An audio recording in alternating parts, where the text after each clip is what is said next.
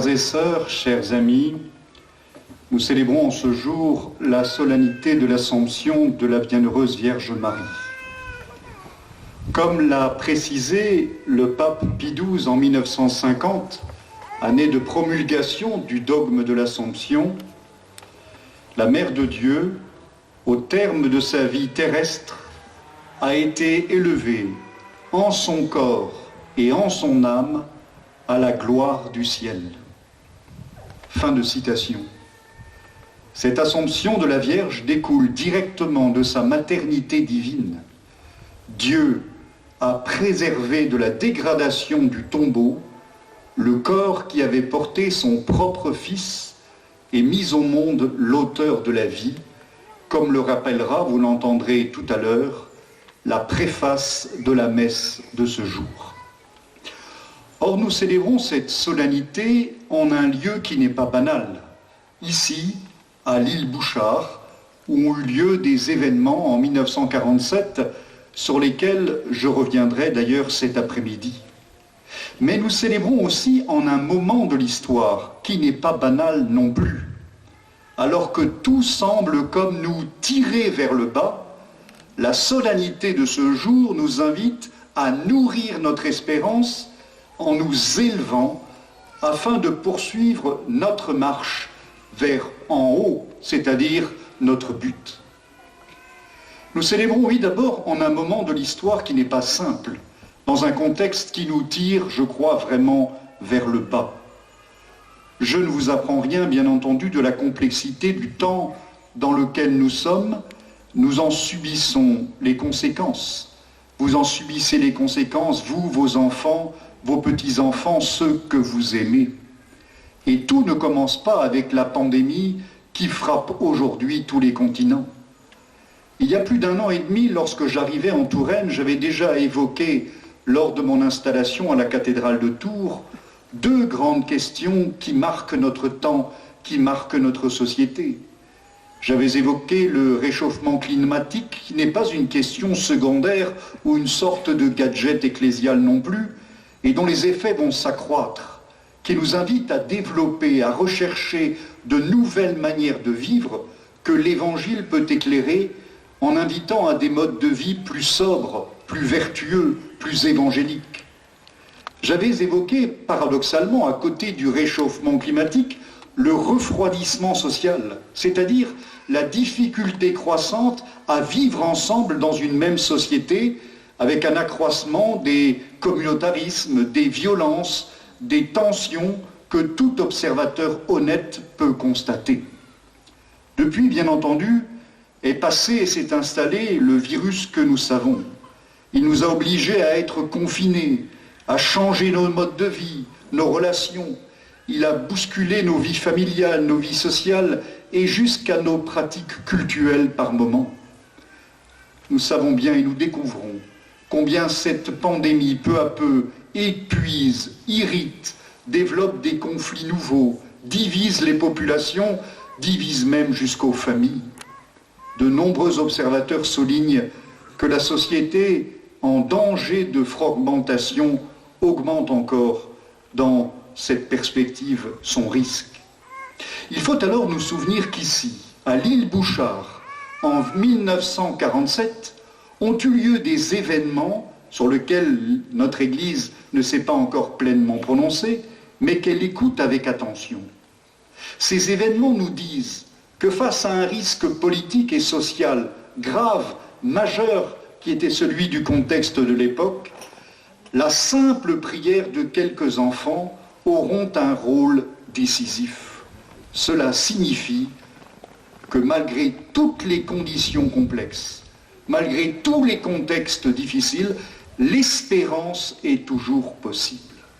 Quand nous sommes tirés vers le bas, vers le désespoir, lorsque nos cœurs se durcissent, que l'inquiétude, l'angoisse les envahit, il nous faut revenir à l'essentiel. Relever la tête, porter notre regard vers le haut, nourrir notre espérance. C'est exactement ce que nous faisons en ce jour et en cette solennité où tout nous pousse, bien au contraire, à nous élever. La fête de l'Assomption, en effet, nous rappelle qu'à la fin de sa vie terrestre, la Vierge Marie, la Mère de Dieu, est entrée dans la gloire de Dieu, corps et âme. Alors que nous sommes dans une société qui ne supporte plus la mort, qui essaie de la cacher de toutes les manières possibles, alors que nous sommes englués dans la contingence, cette fête nous rappelle notre finalité, le but de notre existence. Comme le dit avec force l'apôtre saint Paul aux Colossiens, « Vous, chrétiens, votre but, il est au ciel. » Ce but, la vie éternelle auprès de Dieu, la Mère de Dieu est la première à en bénéficier. Elle est la première à goûter le salut offert par son Fils Jésus, lui qui, par sa mort et sa résurrection, a réouvert le chemin entre ciel et terre. Marie bénéficie ainsi de la victoire sur la mort de son Fils, et elle entraîne avec elle toute l'Église, dont elle est la mère et le modèle. Comme le soulignait saint Louis-Marie Grignon de Montfort, le fondateur des Montfortins, Marie, étant la mère du Christ, la mère de l'Église, elle est la mère de la tête du corps qu'est l'Église, mais elle est aussi la mère des membres que nous sommes par notre baptême. Elle est, comme le soulignera avec force le Concile Vatican II, mère de la grâce. Non seulement elle nous rappelle, nous présente le but de notre vie aujourd'hui, mais par son souci maternel, elle intercède pour nous afin que nous puissions un jour atteindre ce but. L'espérance est possible, oui, et Marie nous aide à la vivre.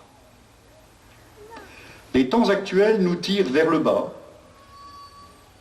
La solennité de l'Assomption nous invite à porter notre regard, notre cœur et tout notre désir vers le ciel. Notre cœur est appelé à vivre tendu vers notre but. Mais comme une véritable mère soucieuse de notre bien, Marie demande notre coopération pour aller vers ce but. Souvenons-nous de notre première lecture tirée de l'Apocalypse, texte complexe, difficile, qui nous présentait cette femme sur le point d'accoucher, et qui entre dans un combat avec des figures étranges, un dragon, le diable. Cette figure de la femme qui, n'allons pas trop vite, n'a d'abord pas été lue dans notre Église comme étant la figure de la Vierge Marie. Pendant plusieurs siècles, les pères de l'Église verront dans cette femme, avant toute chose, la personnification du peuple d'Israël dans l'attente de la venue du Messie. Puis on y verra la figure de l'Église qui enfante le Christ et qui le donne aux hommes. Ce n'est que dans la liturgie, progressivement, que ce texte va être lu, compris et interprété dans une lumière nouvelle comme étant la figure de la Mère de Dieu. Mais ce que montre ce texte, qu'il s'agisse du peuple d'Israël, qu'il s'agisse de l'Église ou qu'il s'agisse de Marie, c'est qu'un peuple, Marie elle-même comme figure de ce peuple, est appelée à vivre un combat, une lutte. D'ailleurs, Jésus lui-même, dès le début de sa vie apostolique, commence par partir au désert pour lutter contre le mal. Et donc cela signifie que la condition du chrétien, que la condition du disciple, que la condition de celui qui veut suivre Jésus et se mettre à l'école de Marie, cette condition est le combat spirituel que nous avons tous à vivre. Ce combat spirituel qui est la condition même de la vie chrétienne. Il faut mourir pour vivre, il faut passer à la suite du Christ dans ce mouvement de dépouillement de nous-mêmes pour accueillir la grâce de Dieu, pour en vivre et un jour vivre de la gloire de Dieu. Dans un moment, sur l'autel, nous offrirons le sacrifice du Christ. Je m'adresserai à vous en disant, prions ensemble, frères et sœurs, au moment d'offrir le sacrifice de toute l'Église. Puis je vous dirai, élevons notre cœur. Et vous répondrez, nous le tournons vers le Seigneur. Oui, nous nous tournerons tous ensemble vers le ciel. Nous nous tournerons vers notre but pour élever nos cœurs, pour nous tourner vers Dieu et vivre de celui que Marie nous a donné par son oui. Cela signifie que si nous voulons ne pas nous laisser tirer vers le bas, si nous voulons vraiment, dans la grâce de l'Assomption, nous laisser élever avec Marie vers notre finalité et vers notre but, il faut apprendre à son école à vivre de l'espérance. Or, rappelons-nous, toute la vie de Marie, toute la vie de Marie, de l'Annonciation jusqu'à la croix, est d'abord et fondamentalement un consentement, un oui. Un oui qu'elle a pu vivre parce que, comme nous le disait l'évangéliste Saint Luc, elle gardait toute chose dans son cœur. Il nous faut donc apprendre, pour vivre l'espérance, pour vivre tendu vers notre but, il faut apprendre avec Marie deux choses. La première, laisser notre cœur disponible. Posons-nous peut-être la question à l'occasion d'un pèlerinage. Nous sommes heureux de venir en pèlerinage, de prier. Nous sommes heureux, bien évidemment, de vivre une célébration eucharistique, de prier le chapelet. Nous sommes heureux peut-être d'entendre des réflexions, mais tout cela suppose alors que ce que nous avons entendu soit effectif dans nos vies, passe dans nos vies. Sinon, demain, 16 août, tout sera comme avant-hier. Et nous avons donc besoin d'entendre le Seigneur qui nous dit à travers Marie, qui gardait toute chose en son cœur, comment est ton cœur? Quelles sont tes priorités dans ton cœur? Qu'est-ce qui occupe ton cœur au long de tes journées? Je suis parfois surpris de rencontrer des baptisés très fervents qui me disent l'importance de la prière et avec lesquels parfois j'échange et qui au bout d'un moment me font comprendre qu'ils sont capables de passer 3 heures devant un écran, 5 heures devant une tablette, 2 heures sur un smartphone à aller de forum en blog et d'autres sites en autres sites, en s'énervant de page en page, parfois même en étant eux-mêmes participatifs d'un certain esprit d'accélération de la misère, comme disait quelqu'un en parlant d'Internet. Je suis parfois frappé de voir que ces gens-là, par contre, n'ont jamais le temps de prier vraiment. Oh, ils en parlent beaucoup de la prière. Mais est-ce qu'elle existe dans leur vie? Alors nous avons, oui, besoin de nous poser la question en vérité devant Dieu. Qu'est-ce qu'il y a dans mon cœur? Quelle place y a-t-il dans mon cœur? Quelle priorité y a-t-il dans mon cœur? Quelle disponibilité y a-t-il dans mon cœur? Si Marie a pu garder toute chose en son cœur, c'est que son cœur était d'abord disponible pour écouter. Et puis, il y a aussi l'entretien de ce cœur.